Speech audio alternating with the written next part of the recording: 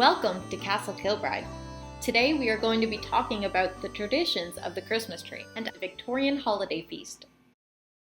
For Victorians, Christmas wasn't complete without a Christmas tree, and since the Livingston family at Castle Kilbride lived during this time, our holiday season features traditions that the first generation would have celebrated. Victorian Christmas traditions like the Christmas tree started with Queen Victoria and her husband, Prince Albert. It is believed that Germany was the first area to use decorated trees to celebrate Christmas, and as Prince Albert had German ancestry, he brought these traditions to his new family in England. In 1848, a sketched Christmas card of the royal family around their Christmas tree helped to popularize the use of trees as decorations for a proper English Christmas. Typically, English and European trees were smaller in nature and were placed upon tables or other furniture. In Canada, where there was an abundance of tall fir trees, larger Christmas trees would have been chopped down and brought indoors. These would have extended from the floor to the ceiling. As such, Castle Kilbride is home to a 12-foot Christmas tree in the parlor that reaches the tops of our ceiling. Of course, all trees had to be filled with decorations, and all of the decorations used on our biggest Christmas tree are some of the ornaments that would have been used by the family. For decorations that are closer to what we use today, baubles were one of the first Christmas tree decorations to be used. They were first discovered in Germany and were made out of real glass. Victorians also used Dresdens, ornaments which were made from cardboard and painted to look like real metal. It was also popular to take old cards or magazines to create scrapbook ornaments. Nothing ever went to waste, so new things were made from the old that otherwise wouldn't have been useful. In the same respect, Victorians also liked to include real food on their trees. Oranges were sliced and dried to use as decorations. Oranges were expensive and hard to come by, which made them extra special as Christmas gifts for the wealthy. Pomanders were a similar arrangement that was created using oranges and spices called cloves. They come from the French word pomme d'ambre, literally meaning amber apple. Victorians would give them to friends and family to create a pleasant smell at their homes for Christmas. Candies and fruit could also be stuffed into cornucopias, cone-shaped ornaments that were created for these special treats. The top of the tree was reserved for one of the most important decorations of all, the tree topper. Early Victorian Christmas trees placed stars on the tips of their trees, whereas later Victorians began to use angels or figurine dolls instead of stars. On Christmas Eve, parents would take all of these ornaments and decorate the tree while the kids were sleeping. At midnight, they would wake up the children to see the lit candles on the tree.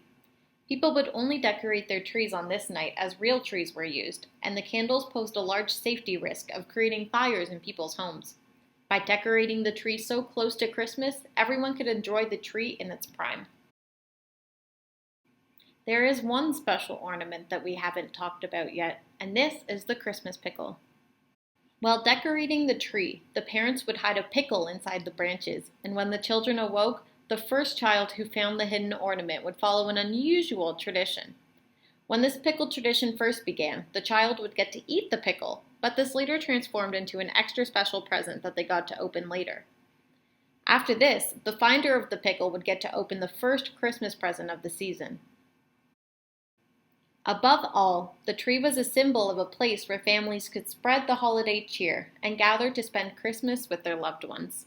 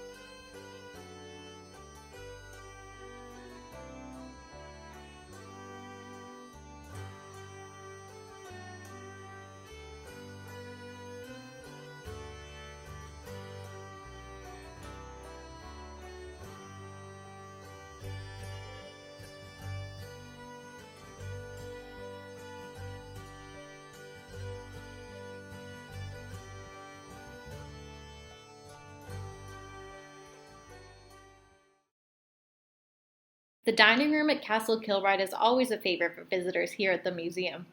With the array of a bountiful Victorian feast, guests can almost smell the perfectly roasted turkey, roast beef, potatoes, and other traditional sides the Livingstons would have enjoyed. According to the Ladies' Home Journal of 1897, the table on Christmas Day would include dishes like oysters on the half-shell, chestnut stuffing, cheese balls, deviled spaghetti, and cranberry jelly, just to name a few.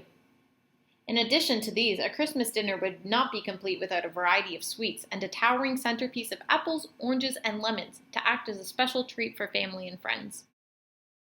Finally, the Christmas dinner would come to a close with a family favorite which was a month in the making: plum pudding. Preparation for this dessert started at the end of November on the last Sunday before Advent, Stir Up Sunday, in which family members would take turns stirring up the Christmas pudding to beat. Each stir symbolized a manifestation of good luck. Within this mixture, Victorians incorporated raisins, currants, candied orange peels, and coins to be found by lucky individuals. Then, the mix was wrapped, boiled, and set aside to hang to dry where it matured until Christmas Day. It took a month for the pudding to become fully seasoned and could last for up to a year. Once ready to serve, flaming brandy is poured over the pudding and then paired with brandy sauce to be enjoyed by the family. Amongst the many Victorian delicacies, family and friends also enjoyed festive trinkets such as the Christmas cracker.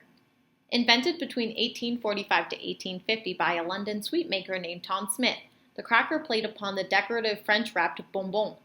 The difference between the Christmas cracker and its predecessor is that the cracker was made from a cylinder of paper, and when pulled, a large crack would sound, revealing small gifts, riddles, and paper crowns. Like many other holidays, Christmas brings family and friends together around the dinner table, where they can enjoy holiday dishes and each other's company. Here at Castle Kilbride, we hope that the Livingstons' Christmas dining display brings you and your family festive cheer during this holiday season.